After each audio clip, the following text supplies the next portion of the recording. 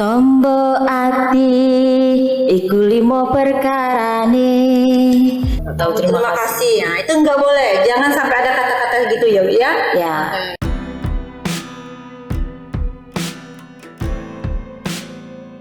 Bismillahirrahmanirrahim. Assalamualaikum warahmatullahi wabarakatuh. Waalaikumsalam warahmatullahi wabarakatuh. Sahabat Pasca Sekolah Podcast kembali lagi bersama kami. Saya Dina Ervina dan ada di sebelah saya Ibu Nur Handayani. Ibu adalah Ketua Prodi Bimbingan Konseling Pendidikan Islam yang ada di Institut Agama Islam Al-Azhar Tinggal. Baik Ibu, apa kabarnya Ibu? Alhamdulillah sehat. Oke. Makasih Ibu. Hari ini kita sedikit berbincang-bincang tentang hati. Kalau berbicara tentang hati ini luar biasa ya Bu ya. Iya. Jadi banyak pertanyaan-pertanyaan. Ada apa sih dengan hati? Ada apa sih tentang hati? Ada apa ya? Hati itu seperti apa? Baik Ibu, kami silakan langsung sedikit wejangan buat pemirsa. Oke, assalamualaikum warahmatullahi wabarakatuh. Waalaikumsalam. Jadi bukan wejangan ya Pak, kayak wejangan itu terlalu hype gitu, terlalu tinggi ya. Jadi kita santai aja. Ya, kita Kami dari tim Prodi Bimbingan Konseling Pendidikan Islam BKPI, kita kasih jargon dulu ya. BKPI selalu di hati. Ngomongin hati ini ya, berat ya. Hati biar aku aja yang ngerasa gitu ya. Jadi aku mau nyanyi dulu gitu ya, nyanyi sedikit aja gitu tentang hati. Judulnya Tombo Ati. Mumpung ini pas bulan Ramadan, pas banget ini ya.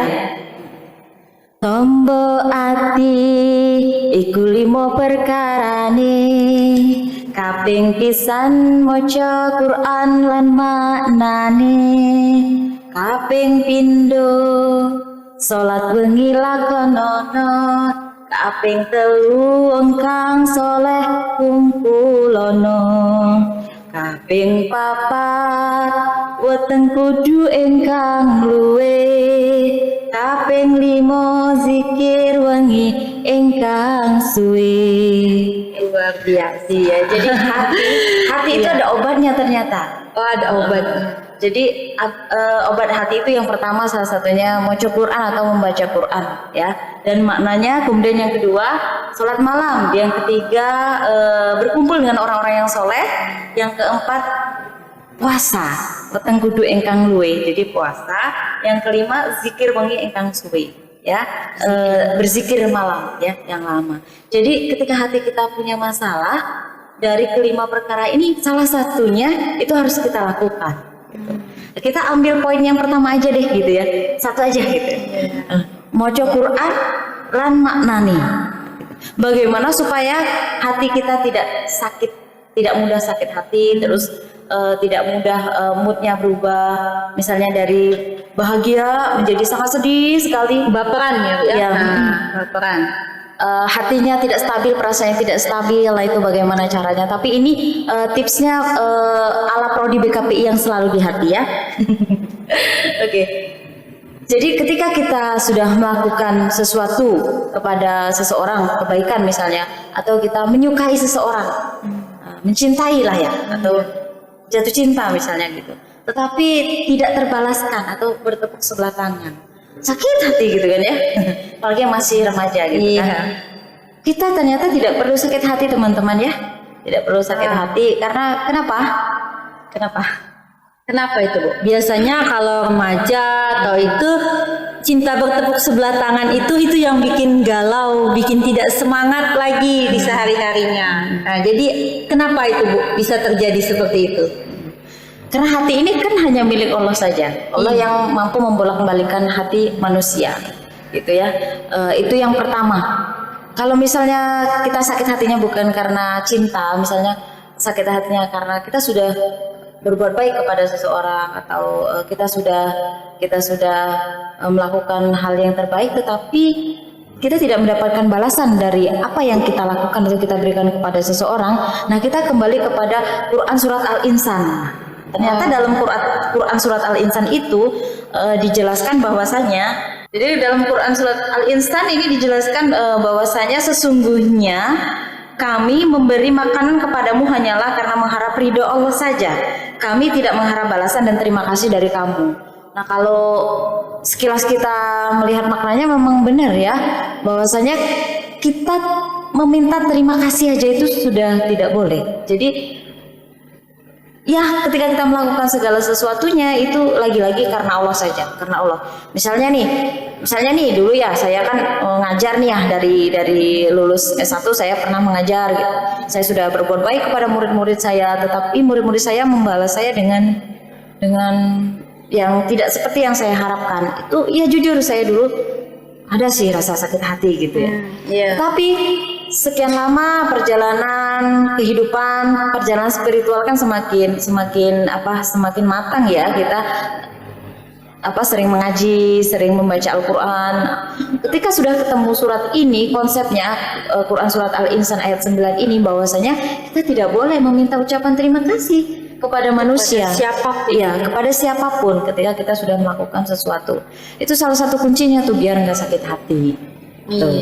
Jadi ketika melakukan apa-apa ya karena Allah saja. Kalau seseorang tidak membalasnya ya udah nggak apa-apa gitu, karena kita melakukannya hanya karena Allah saja gitu. Ikhlas ya Bu ya. Intinya ikhlas beramal tadi. Ikhlas beramal. Ya, ikhlas beramal. Oke. Ya, jadi itu tipsnya ya agar tidak sakit hati. Jadi kita tanamkan Quran surat Al-Insah di dalam hati kita. Kalau ngomong-ngomong tadi tipsnya, triknya ada nggak Bu? Triknya yang lebih ampuh lah agar kita itu tidak mudah sakit hati ke orang lain.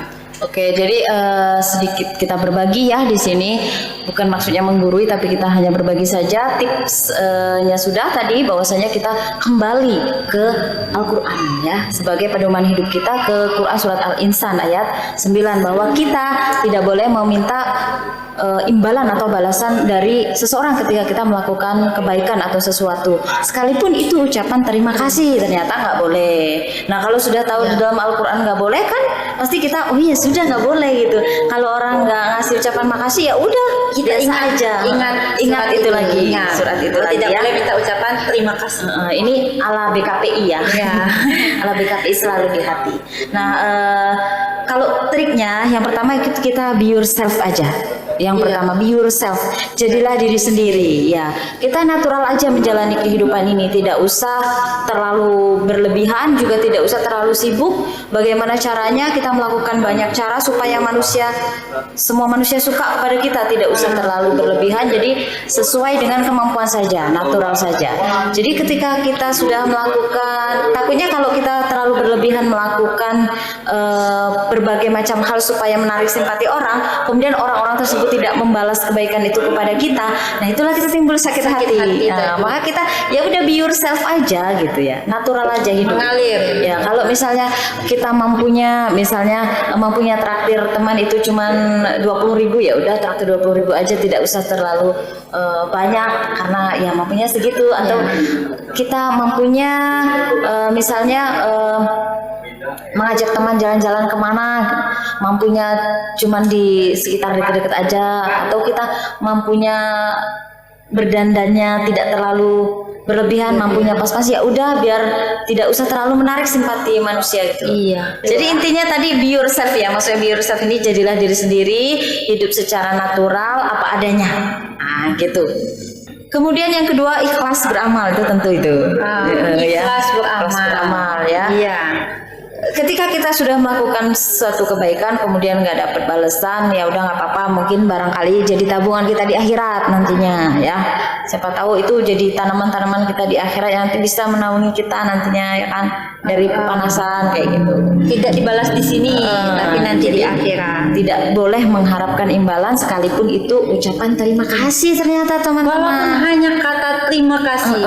Biasanya kan kita ada nih orang kita kasih, wah orang ini enggak tahu terima kasih. Nah, itu enggak boleh. Jangan sampai ada kata-kata gitu ya. Ya, itu sih sering terjadi pada diri saya sebelum kita ketemu dengan konsep ini yang ternyata harus kita terapkan sebagai terutama praktisi BK nih, yang nantinya menjadi guru BK atau mungkin teman-teman yang praktisinya di konseling gitu ya.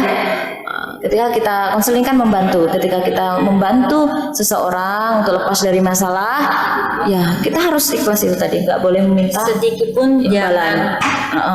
mengharapkan imbalan. Dan yang terakhir, makanya kita lebih utamakan membantu orang yang lemah, orang yang nggak bisa ngucapin banyak-banyak terima kasih ke kita. Iya. Iya gitu, misalkan contohnya misal anak yatim gitu ya, kan lemah gitu, nggak mungkin dia kita minta ucapan makasih ke dia kan, ya nggak boleh juga ya, nggak sepantasnya gitu. Iya. Atau kalau yang lagi viral-viral itu menolong orang gila ya, ODGJ itu, ODGJ kan nggak bisa ngucapin terima kasih, Nggak nyambung ya. nggak bisa ngucapin terima kasih. Jadi semata-mata kita melakukannya hanya karena ya mengharap ridho, menolong kayak itu, mengharap ridho saja. Oke Bu, di ujung sesi kita pada hari ini, jadi ada sedikit pertanyaan dari sahabat sekolah podcast ini, yaitu mengenai Ibu menyebutkan tadi tentang ikhlas. Nah, ikhlas ini kan Ibu sangat sulit diartikan. Nah, jadi bagaimana menurut Ibu tentang ikhlas dalam melakukan segala sesuatu itu? Jadi memang konsep ikhlas beramal itu kan sulit banget gitu ya, susah memang. Kalau memang susah sampai sekarang pun kita takaran ikhlas itu hanya kita sendiri yang tahu. Ikhlas nggak kita melakukan sesuatu itu. Kalau kita bisa aja sih ngomong saya ikhlas, tapi ternyata masih ada sih di dalam hati gitu.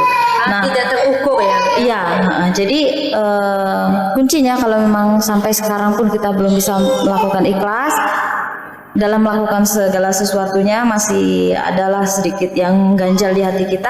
Nah, itu dia tadi, be yourself aja, jadilah diri sendiri. Jadi diri sendiri, yang pertama be yourself, yang kedua utamakan menolong orang yang nggak bisa ngucapin terima kasih ke kita atau membalas kebaikan itu ke kita, biar kita nggak sakit hati kalau nggak dibalas kebaikan kita gitu loh. Iya. Atau ketika kita naksir cowok itu nggak naksir balik ke kita, ya balik lagi tangan. Iya. Ikhlas tadi ya. Oke, baik sahabat pemirsa Sekolah Podcast, sekian sesi kita pada hari ini. Kami mohon maaf kalau ada kata-kata yang salah. Kami tutup, kami akhiri, wabillahi taufiq wal hidayah. Wassalamualaikum warahmatullahi wabarakatuh. Waalaikumsalam warahmatullahi wabarakatuh.